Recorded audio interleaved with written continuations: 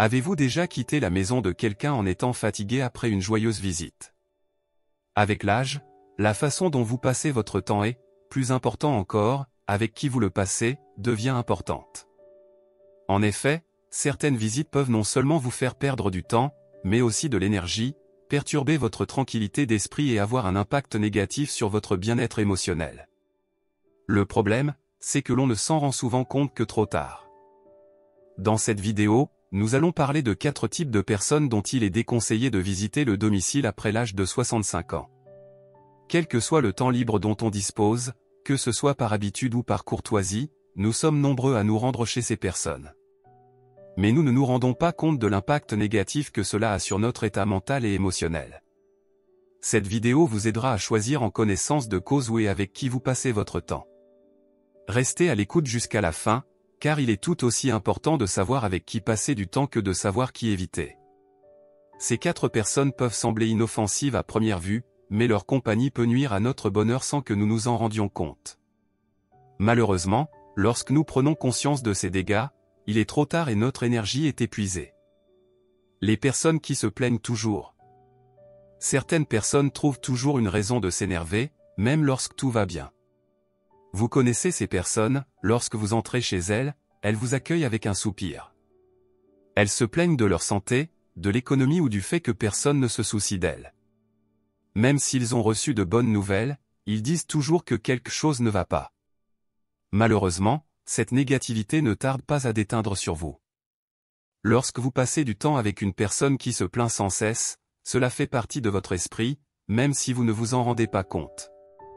Si vous passez beaucoup de temps avec ce type de personne, vous ressentez profondément sa frustration, son désespoir et sa croyance en l'injustice du monde. Lorsque vous les quittez, vous avez l'impression de porter tout leur fardeau en même temps que les vôtres.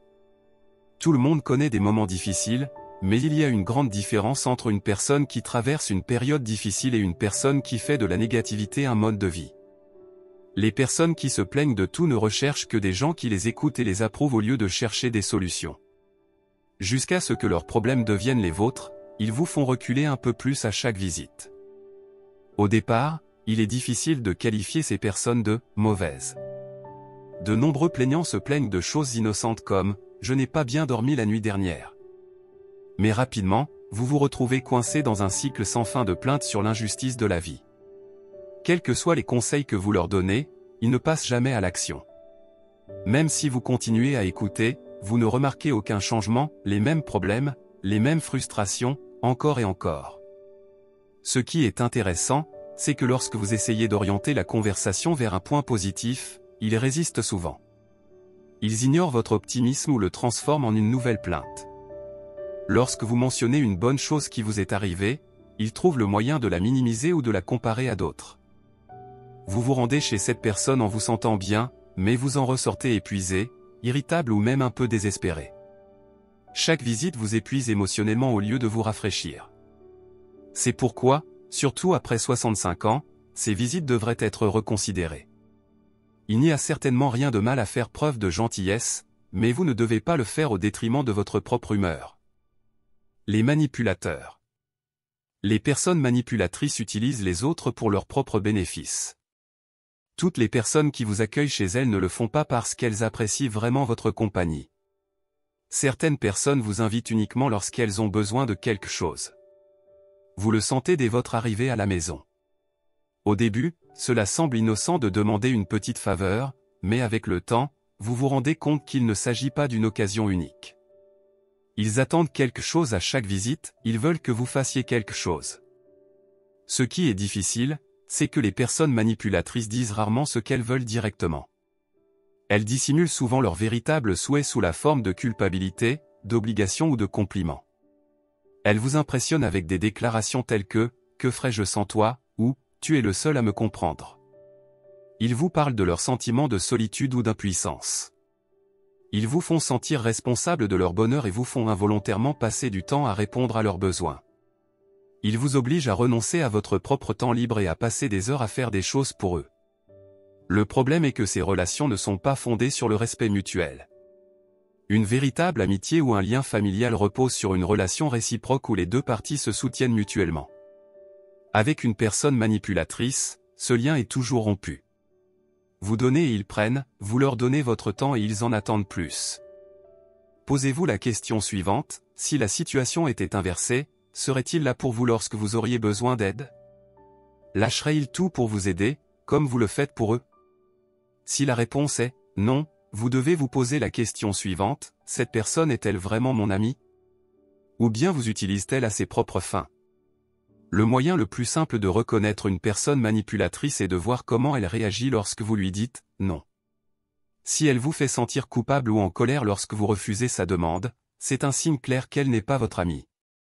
La dernière chose dont vous avez besoin, surtout après 65 ans, c'est d'une personne qui voit dans votre gentillesse une occasion de vous exploiter. Votre temps est précieux et votre énergie est limitée. Il est très important de passer du temps avec des personnes qui s'intéressent vraiment à vous pour vivre pleinement votre vie. Mais passer du temps avec quelqu'un qui vous traite comme une marionnette et qui veut seulement que votre entreprise fasse ce qu'il veut vous laissera un sentiment d'épuisement, de manque d'appréciation et, en fin de compte, de ressentiment. Si quelqu'un ne vous appelle que lorsqu'il a besoin de quelque chose et ne vous appelle jamais pour passer du temps avec vous, il ne s'agit pas d'une véritable amitié, mais d'une obligation. Et n'oubliez pas que vous méritez mieux. Les personnes qui se nourrissent du chaos. Chez certaines personnes, il y a toujours un conflit, une querelle ou une crise naissante, et si vous passez suffisamment de temps avec elles, vous risquez de vous retrouver soudain au centre du chaos. Vous vous rendez chez eux en espérant une discussion amicale et vous vous retrouvez soudain au milieu d'une longue et sinueuse histoire sur la façon dont ils ont été lésés, trahis ou n'ont pas été respectés une nouvelle fois. Et avant même de vous en rendre compte, vous vous retrouvez entraîné dans un cycle de chaos sans fin. Le principal problème des personnes qui se nourrissent du chaos est que lorsque tout va bien, le calme les dérange. Elles se sentent mal à l'aise et font des commérages sur les autres, exagèrent les petits problèmes ou déforment les histoires pour se faire passer pour des victimes. Mais ce qu'ils veulent vraiment, c'est que vous preniez parti et que vous ne vous contentiez pas de les écouter. Ils vous parlent d'un désaccord avec un voisin ou un membre de la famille et soudain, ils s'attendent à ce que vous soyez d'accord avec eux, que vous les défendiez ou que vous vous teniez à l'écart des personnes qu'ils n'aiment pas. Si vous êtes d'accord avec eux, ils vous récompensent en vous racontant d'autres ragots. Ils continueront à vous raconter les détails précis de la situation.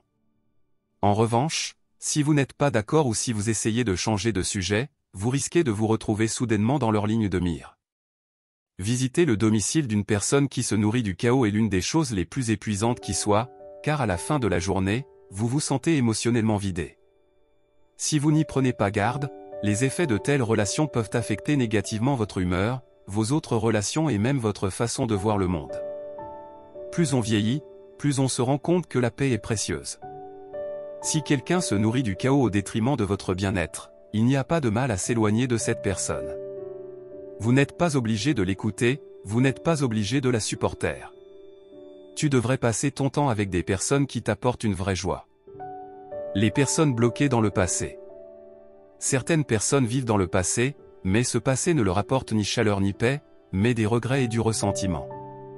Lorsque vous visitez leur maison, la conversation tourne toujours autour de ce qui a mal tourné, de qui les a laissés tomber ou de la façon dont la vie a été injuste pour eux. Peu importe le temps qui s'est écoulé, peu importe les bonnes choses qui se passent dans leur vie aujourd'hui, ils se concentrent toujours sur ce qu'ils ont perdu. À première vue, ces personnes peuvent sembler parler du passé de manière inoffensive, après tout le monde aime parler du passé de temps en temps. Mais pour les personnes bloquées dans le passé, il ne s'agit pas seulement de souvenirs, elles cherchent à exprimer leur frustration encore et encore. Elles évoquent sans cesse de vieux conflits familiaux, des trahisons passées ou des occasions manquées. Et plus elles parlent, plus elles s'enfoncent dans ces sentiments. Le problème, c'est que, même si vous essayez d'être positif, ils ramènent toujours la conversation sur leurs regrets. Avez-vous déjà remarqué qu'après avoir passé du temps avec ces personnes, vous commencez à voir le monde comme elles le voient?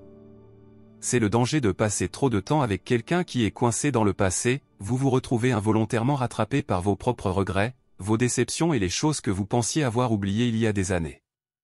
Avec le temps, vous commencez à adopter leur point de vue. Les personnes qui sont bloquées dans le passé peuvent essayer de façonner votre vision de la vie. Elles vous disent que rien ne sera jamais aussi bien qu'avant. Elles prétendent que le monde d'aujourd'hui n'a rien à offrir. Ils vous disent que vieillir n'est synonyme que de perte, et si vous commencez à digérer ces mots, au bout d'un moment, vous commencez à avoir l'impression qu'ils sont vrais. La vie est différente pour chacun. Il y a toujours des raisons d'être reconnaissant.